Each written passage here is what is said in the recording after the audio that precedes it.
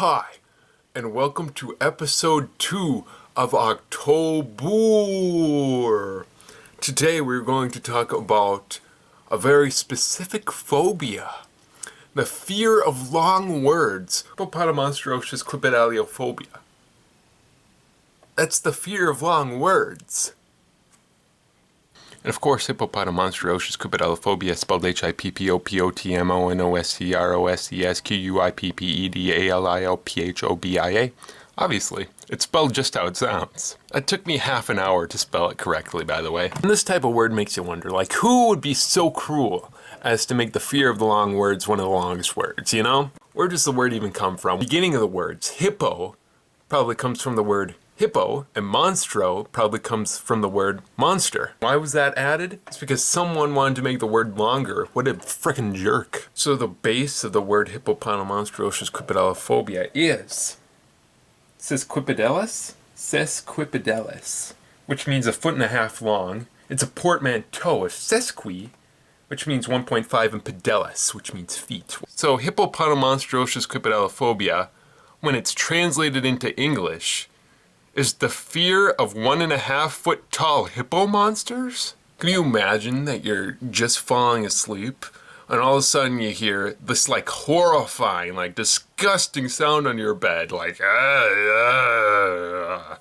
something real scary, and you peek over your bed, over the side of your bed. You don't see anything, but you still hear the noise, and you gather up your courage and you look all the way under your bed, right? And under there's like this disgusting like hippo monster. This hippo is disgusting. It's like it's got blood coming out of its eyes, and it's like it has fangs.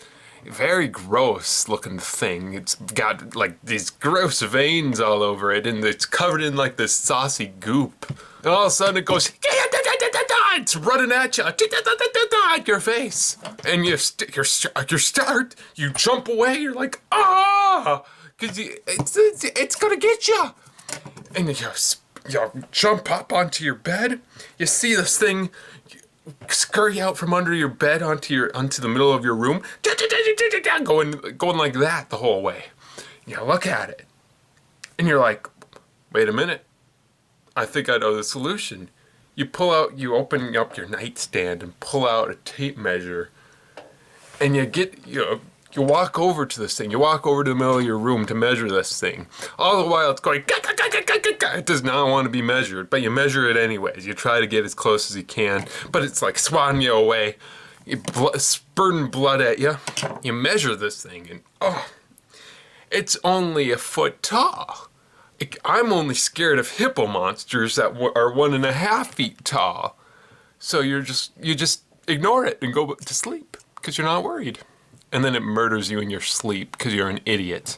Are there really people who have a fear of long words? Yes. When a person with Hippopotomonstrosesquippedaliophobia comes across a long word, they might start to get anxious, you know? They might avoid reading so they don't have to look at long words. They might just read children's books. Saying the word out loud, you know, when you have to read aloud and you have a long word, you might get embarrassed or fearful if you have this condition. And that makes sense. I'm afraid of that too, mispronouncing a long word when I'm reading in front of the class. I remember back in school, they would always have us read stuff as a class. Like one person, the teacher would pick one random poor fool to read to the class. And this poor child, bless their heart, they're reading in this terrible monotone voice like 60 million women will be in or through menopause by the year 2020. That's this year. That's fun. And I'm like, I can't handle this. So I'll just stop listening and I'll read ahead. But sure enough, the teacher would always call me, Blake, can you pick up where they left off?